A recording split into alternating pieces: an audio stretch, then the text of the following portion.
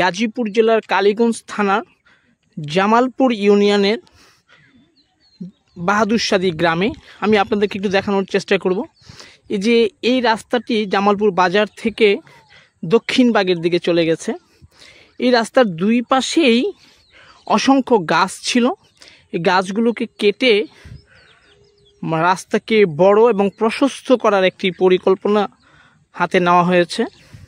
তো এখন বিষয় হচ্ছে যে রাস্তার পাশে বড় করতে গিয়ে দেখেন, আমি আপনাদেরকে দেখানোর চেষ্টা করি যে মানুষের জমিন থেকে মাটি কেটে রাস্তা ভরাট করা হয়েছে। এ ব্যাপারে এলজিআরডি যিনি ইঞ্জিনিয়ার রয়েছেন, সেই ইঞ্জিনিয়ার সাহেবের সাথে আমি কথা বলেছি। উনি বলেছেন যে আসলে এটা রাস্তা ভরাট করার জন্য তাদের বালু বরাদ্দ রয়েছে।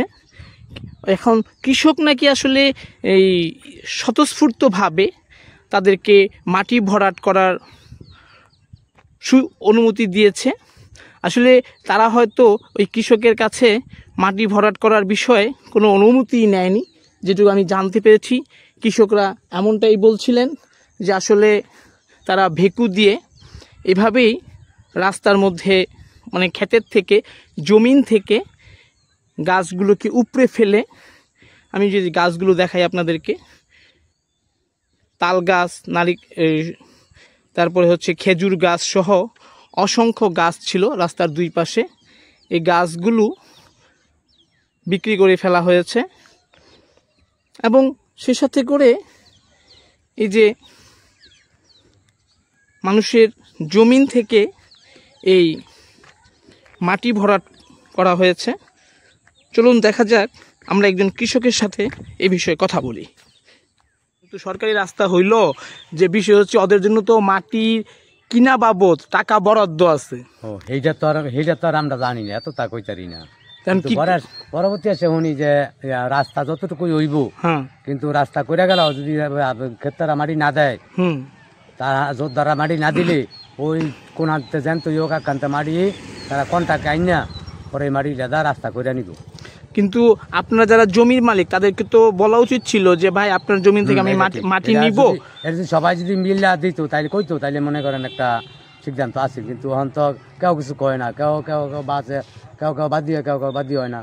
মানে এই ব্যাপারে এই কইটা গেছে গা, ওই জন্য মানে জোর করে এক হিসাবে জোর করে এক হিসাবে জোর আবার জোর ছাড়াও। কারণ আমরা যদি না দিত তাহলে মাটি চলে গেছে।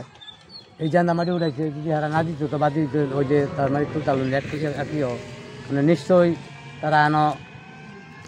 আমি বলি আপনাকে, আমি যেটা যতটুকু জানছি, এলজিআরডির যে বিভাগ আছে এই রাস্তাঘাট করার জন্য, উনি বলছে যে কৃষক যদি এই মাটি না দেয় তাহলে আমাদের বাজেট আছে, আমরা বালু দিয়ে এটা ভরাট করে নিব, ভরাট করে রাস্তা নিব। হ্যাঁ, ভরাট করে রাস্তা নিবে। তো এখন কি আপনার মনে করেন জমিন আছে আপনার এখানে, তো ওই হিসেবে কৃষককে কি ওরা জিজ্ঞেস করছে কিনা যে ভাই আপনার কাছে? এটা কেউ জিজ্ঞেস করছে না, এটা জিজ্ঞেস করছে না। যদি জিজ্ঞেস করতো তাহলে অবশ্যই মাটি এক চিমনি মাটি রাস্তা মাটি দিতে পারলো নইলে, মানে বরাদ্দ জানতে আছে হানতে মাটি দিয়ে রাস্তা করে নেওয়া লাগবে। মানে ওরা এক প্রকার মানে না বলে মানে সরকারি ভাবে জোর করেই মাটিটা নিচ্ছে। না, জোর করেও নিছে না, যারা বাদ দিয়েছে তারা এখন মাটি ধরছে না পুরো। ওই যেন দাম গাছার মনে করেন বাদ দিয়েছে, হ্যাঁ মাটি উড়াইছিল পরে আবার জায়গা সম্পূর্ণ বন্ধ করে দিয়ে গেছে।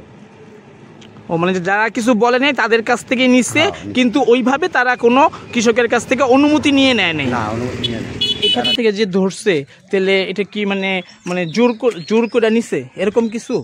এরকম তো কোনো কিছু মানে জোর করে বলতে মানে ওই ভেকু লাগাইছে, ভেকু লাগানোর পরে বাস ওইখান থেকে যার যার ক্ষেতের সাথে হইছে ওর ক্ষেতের থেকে ওরা মাটি নিয়ে নিছে, এই তো? কৃষককে কোনো কিছু বলে নাই?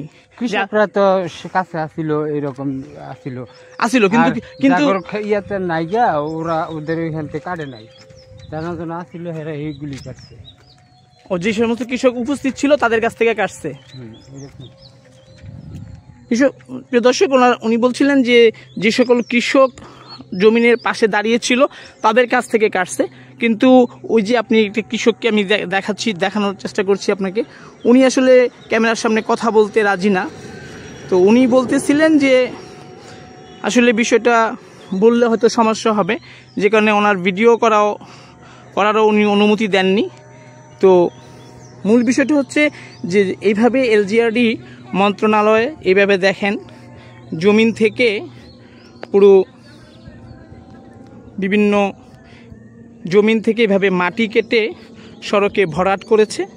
কিন্তু গাজীপুর জেলার যিনি এলজিআরডি বিভাগের দায়িত্বে রয়েছেন উনি আমাকে জানিয়েছেন যে আসলে তাদের এই মাটি ভরাটের জন্য তাদের বালু বরাদ্দ রয়েছে।